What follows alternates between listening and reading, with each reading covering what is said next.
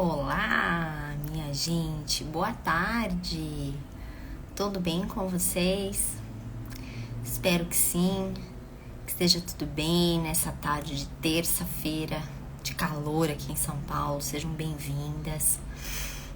Hoje nós vamos falar, nosso tema da nossa live é sobre a relação de irmãos, né?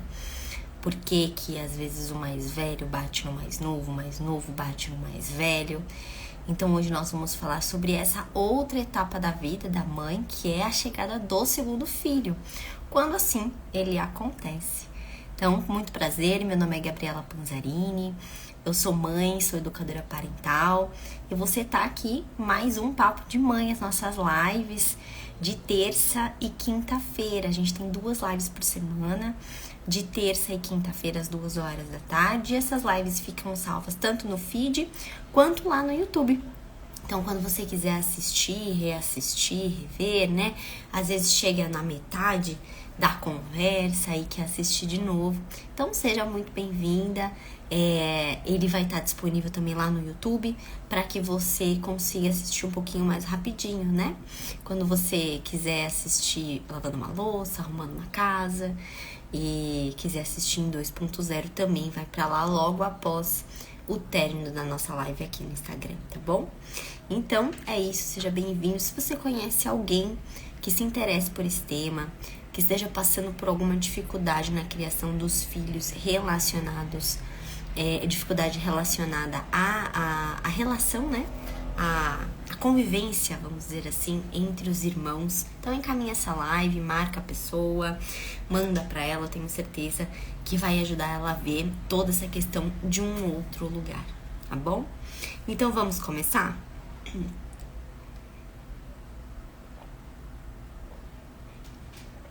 Porque é importante nós falarmos sobre a relação de irmão. A relação de irmão é uma relação que foi muito mistificada ao longo dos anos, né? A gente ouve muito que o irmão tem ciúmes, que o irmão é o mais velho e o mais novo é sempre o coitadinho. Nós temos muitas crenças relacionadas à relação dos irmãos. Que o irmão sempre vai disputar o seu brinquedo, que o seu irmão vai sempre disputar o colo da sua mãe. E a verdade é que isso são todas crenças que nós alimentamos ao longo da nossa vida. E nós temos várias experiências de relação de irmãos ao longo da nossa jornada, sejam com nossos irmãos ou sejam com relação a irmãos de pessoas próximas, né? Até mesmo irmãos dos nossos pais. Então, a partir daí, a gente começa a ter as nossas crenças com relação a esse relacionamento entre irmãos. É importante a gente falar sobre isso, porque o irmão, ele é mais do que um amigo. Ele é uma pessoa que dorme e acorda com você, que tem as mesmas, deveria ter as mesmas regras, que segue ali os mesmos, né, conceitos daquela família. Então, um irmão, ele é mais do que um amigo. Ele tem uma relação muito mais próxima com você do que qualquer outro amigo possa ter na sua infância. Muita gente fala, eu sou muito mais amigo dos meus amigos do que do meu irmão. E isso, claro, pode acontecer por afinidade, né? Nós não conseguimos desenvolver essa afinidade e esse diálogo e essa proximidade emocional enquanto estavam debaixo do mesmo teto. E aí depois fica muito mais difícil, porque agora também tem a distância física. Que seja grande ou pouca, mas existe. Diferente de quando você é criança, que você mora na mesma casa, dorme às vezes no mesmo quarto, vai para a mesma escola, participa das mesmas reuniões de família, enfim, leva a briga junto com o outro. Então, essa relação de irmão, ela tem tudo para dar certo, né? Ela tem ali um contexto de pai e mãe, ela tem um contexto de sociedade, de valores ali daquela família dentro, de como vai ser criada essa dupla, ou esse trio, ou esse quarteto, enfim, quantas crianças forem. Mas a verdade é que me assusta ver que é cada vez mais comum as pessoas falarem que não tem boas relações com os irmãos. E quando normalmente a gente vai aprofundar sobre isso, a gente vê que tem um certo buraco ali na criação de ambos os filhos. É claro que quando a gente é mãe de uma criança, nós somos, né, nós estamos num grau de maturidade emocional. Depois de uns 4, 5 anos, ou 1 ano, ou 9 meses, nós já não somos a mesma pessoa. Nós já estamos ali, ainda mais depois de uma maternidade, né? A gente já construiu alguma coisa, já tem alguma coisa nova dentro de nós. E aí chega o segundo filho e te encontra de uma forma diferente que encontrou na primeira, né? Que o primeiro filho te encontrou. Então, sim, você vai ser uma pessoa diferente. Mas a verdade é que normalmente as mães e os pais também começam a deixar se contaminar com esse monte de crenças e aí começam a eleger um preferido, começam as comparações, e assim, as comparações são explícitas, não é só na sua cabeça, verbaliza as comparações. Começa, além das comparações, as humilhações, a dizer que esse é o melhor e esse faz sempre o errado, essa é a certa e esse é sempre o desajeitado. E aí se começa a fazer essa distinção. E aí você pergunta pra mãe, não, eu amo os dois do mesmo jeito. Só que quando você entra na família e se depara com aquela dinâmica familiar, você percebe que o buraco é muito mais embaixo. Então é importante a gente falar sobre isso para nós abrirmos nossos olhos com relação a isso, porque ninguém está imune, tá? A ter isso daí, gente, é muito inconsciente. As pessoas fazem isso sem perceber, sem se dar por conta. Então é importante a gente falar sobre isso para trazer luz para essas questões, para essas mães tirarem esse véu do rosto, para de fato conseguirem recuperar ali o tempo perdido e realmente começar a se relacionar com ambos os filhos, sim, mediante as suas diferenças, mediante as suas individualidades, mas de uma forma muito que não vai ali fazer com que ele fique intoxicado com todas aquelas comparações, aquelas crenças, aqueles traumas que vai gerando na criança. E a criança começa a se ver num lugar de sempre ruim, de sempre pequeno, de sempre mal, de que sempre faz tudo errado, de que não presta atenção, ou de que é muito agitado, ou de que é muito chorona, ou de que é muito, né? E aí tem várias caixinhas. Então é importante a gente tirar essa venda dos olhos e falar sobre isso. E até foi por isso que eu trouxe esse tema aqui pra gente, tá bom? Por que a gente acha que a culpa é sempre da criança? Nessas questões mas ele é mesmo mais agitado. Não, mas ele é mesmo mais orgulhoso. Não, mas ele é mesmo malvado. Não, mas ele faz isso mesmo por malvadeza, né? O que eu quero dizer aqui pra vocês é que as crianças, elas não nascem assim. Isso não faz parte da fisiologia, da formação do indivíduo, tá? E também falando de uma parte espiritual, Deus não nos fez assim. Então é importante a gente perceber por que isso está acontecendo, partindo do princípio de que todo comportamento da criança comunica alguma coisa, que é o que eu sempre falo aqui para vocês. Então, o que aquele comportamento está querendo me indicar? Então, tire este véu de que a culpa é da criança, que a criança está se comportando daquela forma porque ela quer ser malvada, porque ela é malvada, porque ela é cruel, porque ela tá com ciúmes. Beleza, por que ela está com ciúmes? Pergunte, por quê? Por que será? O que será que tá acontecendo? Se dava bem com o irmãozinho e aí do nada começam as brigas. Por quê? Essa a nossa sugestão, para que vocês se questionem o que está acontecendo e realmente comece a visualizar aquele cenário de um outro lugar, de um lugar de muito mais interesse com aquilo que a criança está passando, com aquilo que a criança está demonstrando. Então, tire isso da cabeça de vocês e do coração. Isso é uma crença que foi traga por vários fatores, que até um dia eu posso aqui falar numa live para vocês. Mas a gente não pode fazer com que isso contamine as nossas relações hoje dos nossos filhos. Nem a gente com eles, nem ele entre eles, ok? Então, é importante a gente observar essas questões nas crianças, porque elas dão pistas do que pode estar acontecendo no interior daquela criança. O que ela está sentindo com a chegada daquele irmão? Será que ela está se sentindo abandonada? Será que ela está se sentindo esquecida? Ah, mas Gabi, eu conversei, Gabi, eu li historinha, Gabi, ele me ajudou a fazer o quartinho, ele isso, ele aquilo. Mas não é sobre o que aconteceu. Você pode ter feito tudo isso. É sobre o que ele está sentindo. Às vezes a gente não tá no relacionamento e tá lá fazendo de tudo e manda mensagem e é prestativo e tá junto e se preocupa e faz de tudo pra dar certo, e a outra pessoa continua se sentindo insegura, continua se sentindo com medo de perder, continua sendo uma pessoa ciumenta, possessiva. Isso não quer dizer sobre você, quer dizer sobre ele. Então, assim, é sobre o que a criança está percebendo de tudo aquilo. Então, não é só com o livrinho que você lê, não é só com as coisas que você... Claro, isso tudo facilita, né? São ferramentas, a gente pode, sim, levantar e ir atrás de coisas que vão nos ajudar a lidar com essa nova realidade.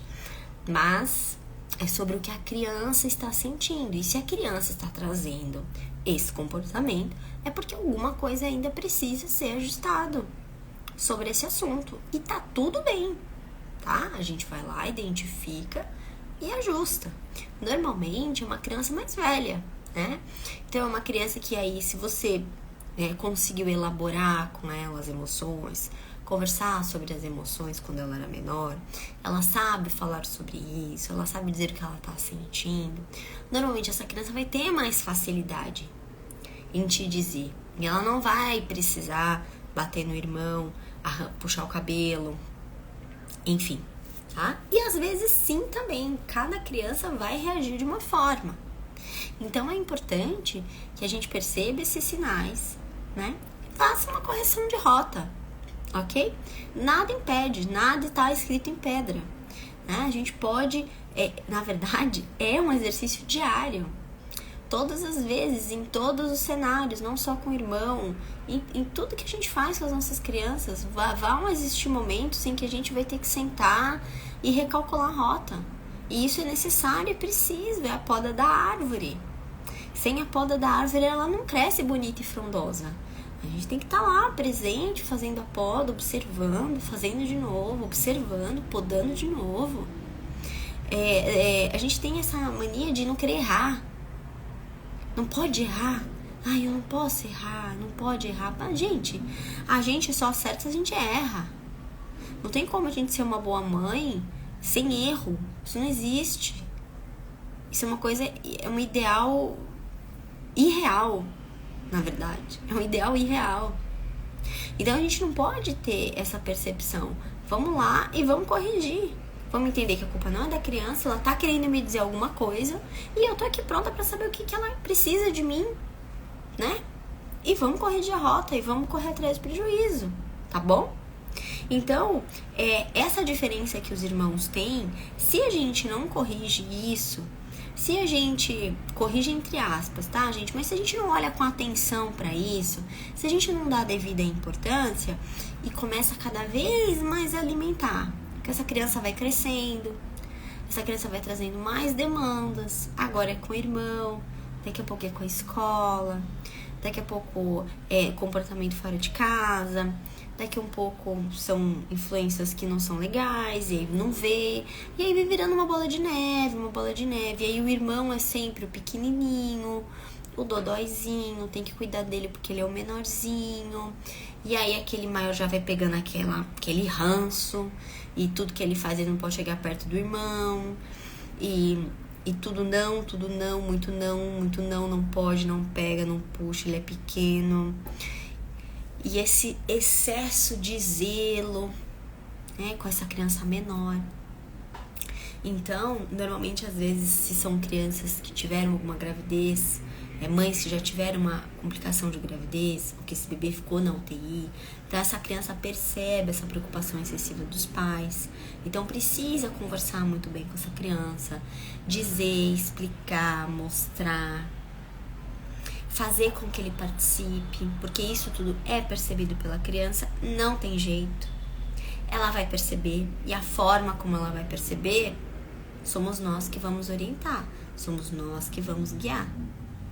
Então, é importante que a gente perceba que muitas vezes, né, se a gente deixa essa bola de neve crescer, essa relação dos irmãos vai se distanciando. E eu posso falar por mim, assim, eu tenho uma irmã gêmea.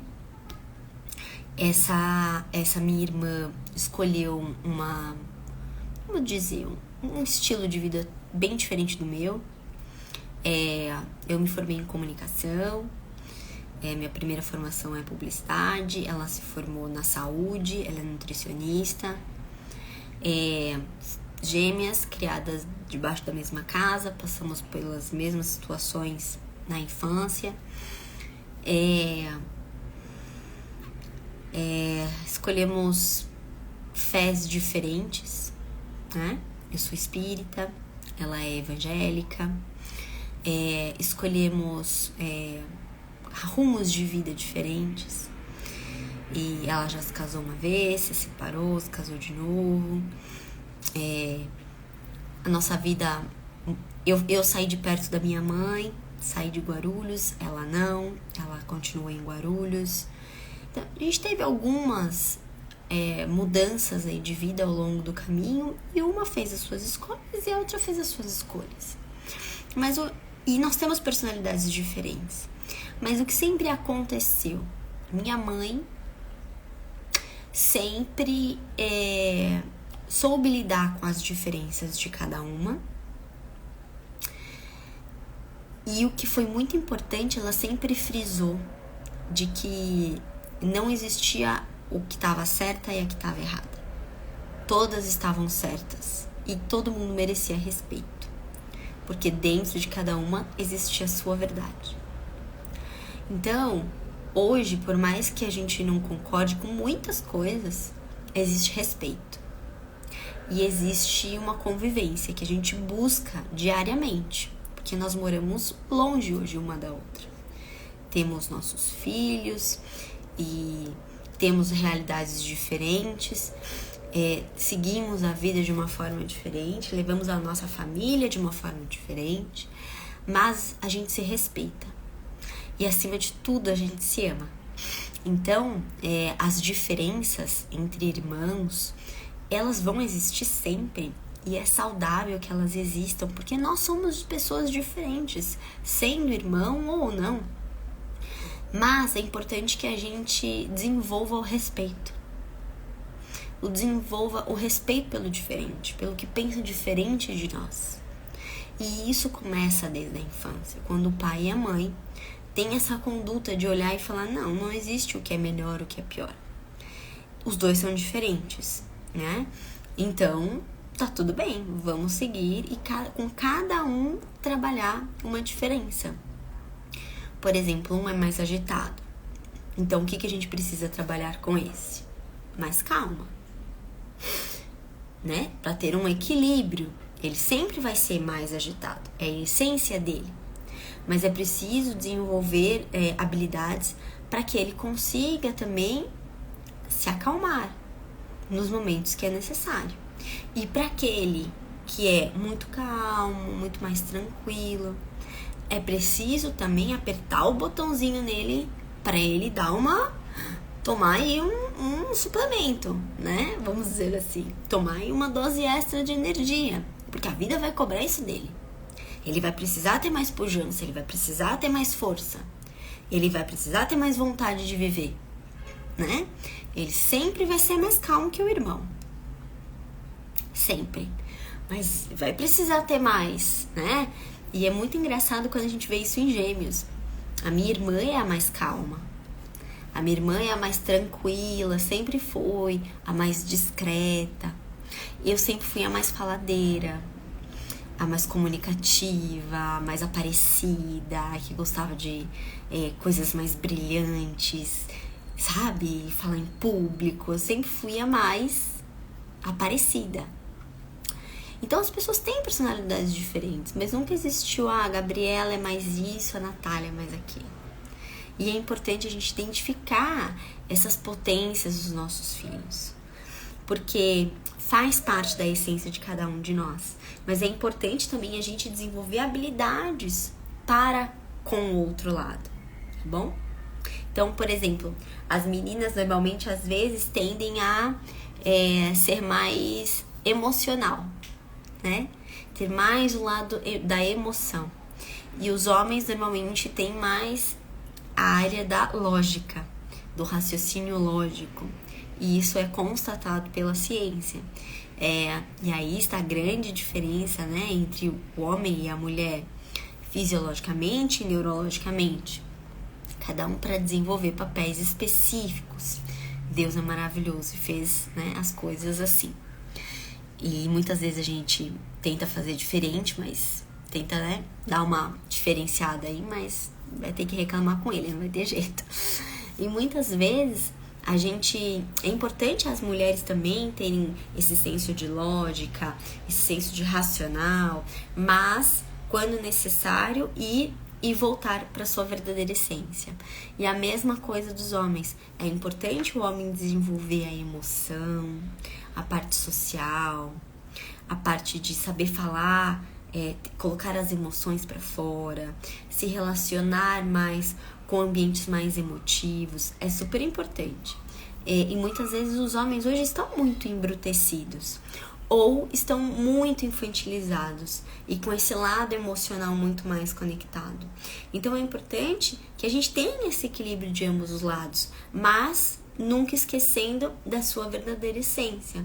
Então, quando a gente olha para 2 filhos, eles vão ser diferentes para 3, para 4, para 5. Essa é a lógica da diversidade. E o legal é isso que a gente fala para as crianças, né? Ensina. É legal a gente ser diferente, é legal a gente pensar de uma forma diferente, mas sempre com o quê? Com respeito à opinião do outro. Porque nós não somos nem melhores, nem piores do que ninguém. Nós somos diferentes e temos perspectivas de vidas diferentes. Com os nossos filhos não vai ser diferente, tá bom? Deixa eu tomar uma aguinha aqui, gente.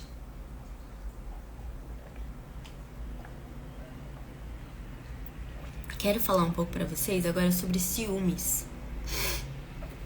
A gente tem a ideia, né, de que a criança vai estar sempre com ciúmes do irmão. O que é o ciúmes? É o medo de perder. E como que faz pra uma criança não ter ciúmes? Como que a gente vai ter medo de perder aquilo que a gente não tem? Então, muitas vezes, aquela criança, ela tá vazia emocionalmente do pai e da mãe. Ela tá sozinha, ela já tá se sentindo ali deixada de lado por conta do trabalho, por conta da rotina. Ela não tem muito a presença do pai e da mãe. Quando os pais estão, é muito celular, é muita televisão, não tem um momento de intimidade. Não tem momento de intimidade nem física, nem emocional. E aí chega um irmão. E aí esse irmão demanda muito trabalho, principalmente dessa mãe, que começa todo aquele processo de amamentar, de noite sem dormir, de muito colo, de muito choro. E aí essa criança que já tinha, assim, 20% desse pai e dessa mãe, sobra o que pra ela? Pouquíssimo. Porque agora, além de tudo, ela tem que entender, muitas vezes pequeno, com 3, com 2, com 1 aninho de idade, com 4, com 5, que aquele pouquinho que ela tinha, ela ainda vai ter que dividir. Porque agora ela tem um irmão. Então essa criança, ela tem que se acostumar com aquele pouco. Porque ela não tem opção. Então muitas vezes essa criança começa a trazer essas demandas em forma de comportamento. em forma de doença, em formas de automutilação, em formas de excesso de comida, começa a descontar na comida, começa a ficar mais hiperativo para chamar atenção, ou começa a ficar muito retraído também para chamar atenção. E isso tudo de uma forma inconsciente. Então, quando a gente percebe que essa criança tá tendo esse movimento, o que a gente precisa fazer? Encher o copinho dela. Nós precisamos olhar para aquele indivíduo, para aquela criança, para as necessidades que ele está nos mostrando, com muita autorresponsabilidade, e falar: peraí, né? É chegada a vez de eu olhar para você, que até agora eu não consegui. E agora eu vou olhar para você. E aí é um movimento muito mais difícil quando essa segunda criança já nasceu. Porque aí já existem outras demandas de um bebê recém-nascido que depende da gente para absolutamente tudo. E isso gera uma angústia nas mães, porque não sabe como resolver. Fala: meu Deus, eu não dava conta de um, como é que eu vou dar conta de dois? Por isso, gente, que ter o segundo filho, ter o terceiro filho, a gente precisa não ter dinheiro, não é sobre isso. É sobre estar disponível emocionalmente. E saber que o copinho dos nossos filhos, 100%, pode ser que nunca esteja. Mas pelo menos tem ali uma gordurinha de sobra. Então a gente precisa de fato entrar nesse mundo e perceber que, poxa, não tô dando conta de um emocionalmente, né? Vamos dizer assim, vou ter outro. Ou meu relacionamento tá ruim, eu vou ter outro. Para entrar no meio desse furacão. As crianças, gente, elas percebem tudo que a gente vive, que a gente vivencia, o clima do nosso relacionamento, o que tá acontecendo, o que não tá acontecendo. A gente não pode colocar uma venda nos olhos e fingir: ah, não, vou ter o primeiro, vou ter o segundo, vou ter o terceiro, e a vida tá uma bagunça. Emocionalmente você tá podre. Tá tudo dando errado. Depressiva, tomando remédio. E a gente precisa ter responsabilidade também com o que a gente tá colocando no mundo. Agora, tá tudo bem. Não temos uma vida rica, mas estamos, né? Ok, as crianças podem ir pro estado. Não tem problema nenhum. Não é sobre pagar a escola, não é sobre comprar roupa cara. É sobre você estar disponível emocionalmente, conseguindo ali abastecer aquelas crianças, né? Tendo ali o mínimo de rede de apoio para que isso aconteça. É importante, sim, a gente... Ah, Gabi, mas eu quero ter muitos filhos. Ótimo! Então vamos nos preparar para isso. Como que é? Porque é muito diferente você ter um filho do que você ter 5. O ritmo da casa é outro, as rotinas, as demandas e a sua demanda emocional também. Como que você está se abastecendo? Sendo que você está precisando doar para 5 crianças, para 6 crianças, para 7 crianças. Como é que está o seu relacionamento? Como é que está a sua vida emocional? Não a sua vida financeira.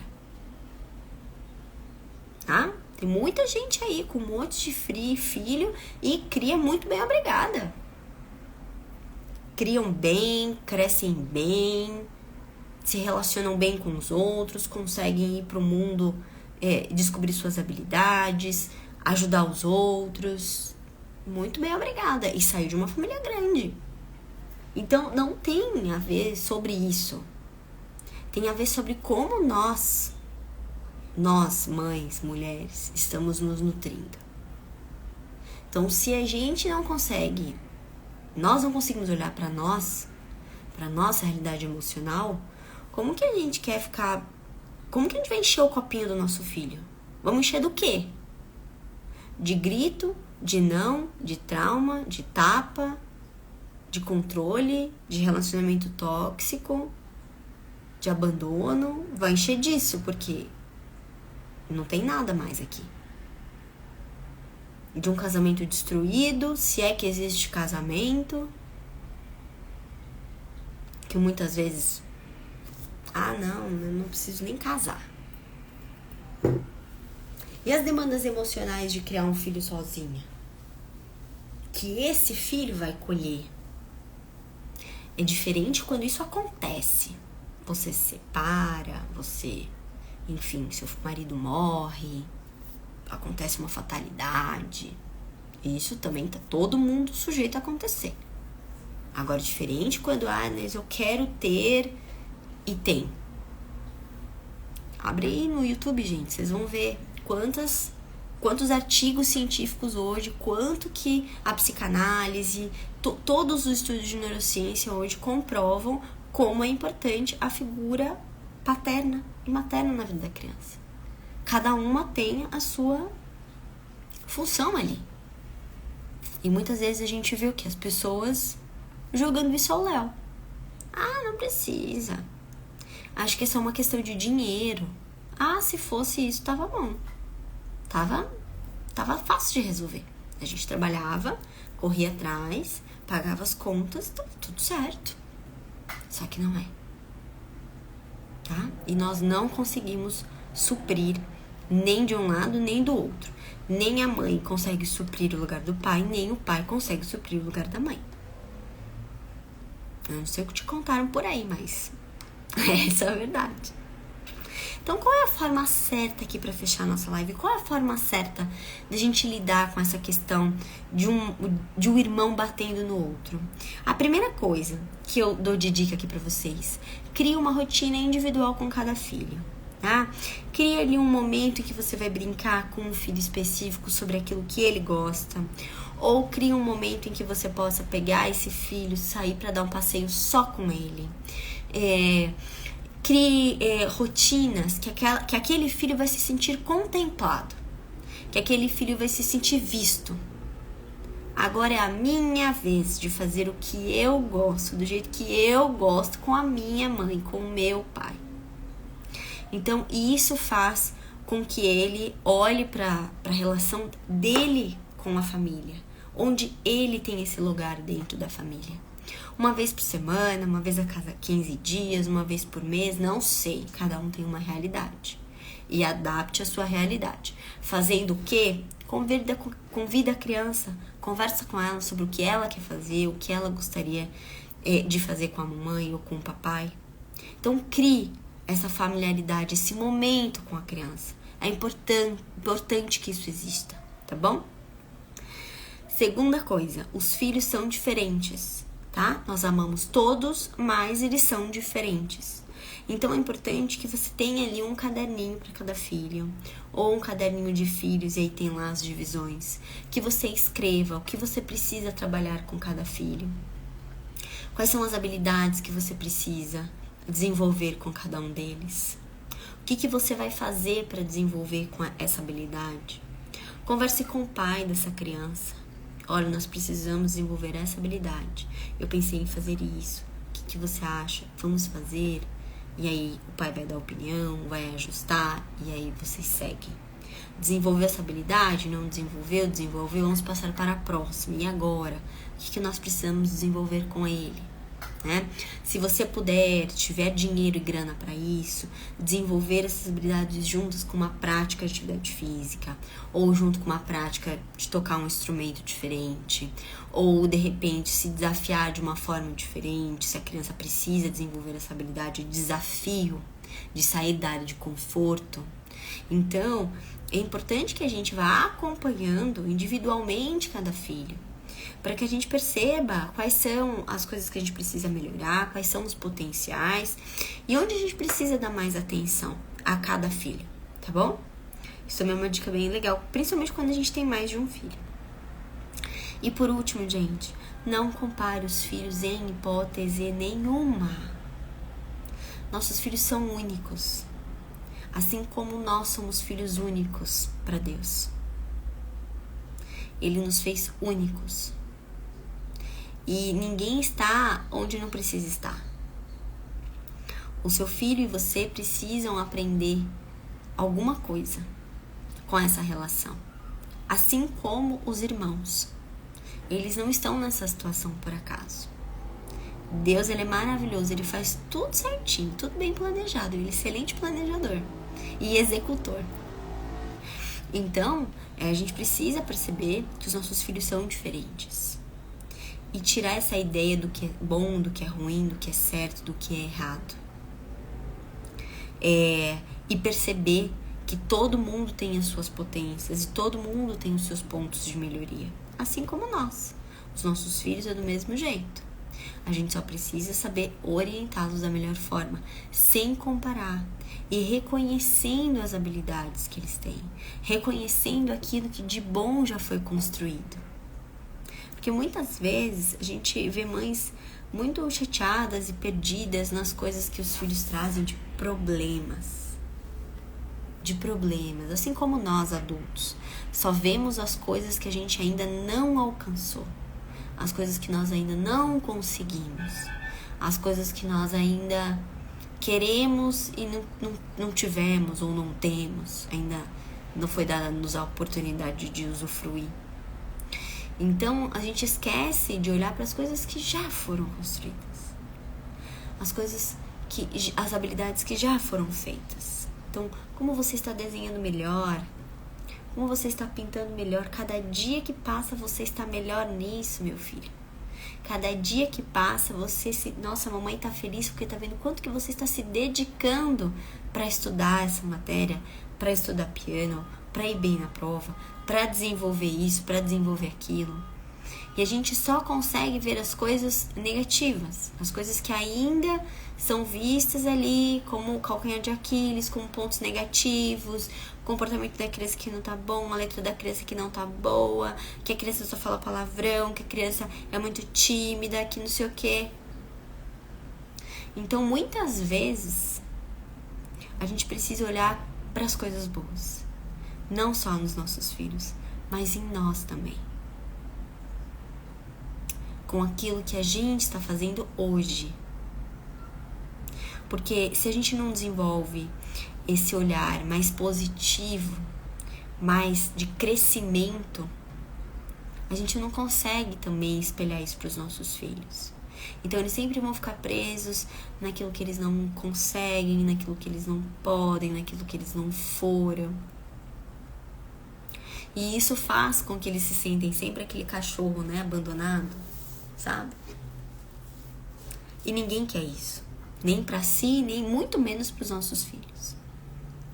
Então é importante que a gente tenha esses esclarecimentos, para que de fato a gente consiga manter ali, né, desenvolver entre os irmãos um relacionamento saudável, um relacionamento que vai trazer e gerar bons frutos, porque aqui, minha gente, ninguém vai ficar para semente. E quem vai ficar são eles, os nossos filhos. Então, se eles tiverem um bom relacionamento com quem eles vão contar, será incrível. E sim, eles podem ter ao longo da vida amigos que sejam muito mais do que irmãos. E que assim seja. Que assim seja. Mas vamos ter na consciência de que nós fizemos a nossa parte, como pai e como mãe. E que fizemos da melhor forma que conseguimos. Tá bom? Muito obrigada por todos que passaram por aqui, por todas que passaram por aqui. Dizer que a relação de irmãos é uma relação construída, de tijolinho por tijolinho, e que é preciso dedicação e muita compaixão. Porque quando chega um filho novo, a gente tem que viver o luto daquela vida só com um, só com dois, só com três. Porque a vida muda. E para essa criança, normalmente, é muito difícil vivenciar esse luto. Porque ela está acostumada com uma rotina e com uma vida totalmente diferente do que vai ser daqui para frente. Então a gente tem que ter um pouco de paciência, de compaixão com essa criança, de entender que para nós já é diferente restabelecer essa nova rotina, restabelecer essas novas relações, o lugar de cada um agora nessa família de novo. Imagina para eles que são pequenininhos. Então tenha paciência, converse, explique, seja gentil nas suas palavras e nunca compare. Tenho certeza que a relação de irmãos vai ser uma relação respeitosa, uma relação de um vínculo verdadeiro, com alguém que eles sabem que eles realmente podem contar para sempre. Tá bom? Um grande beijo, gente. Uma excelente tarde para vocês. Tchau, tchau.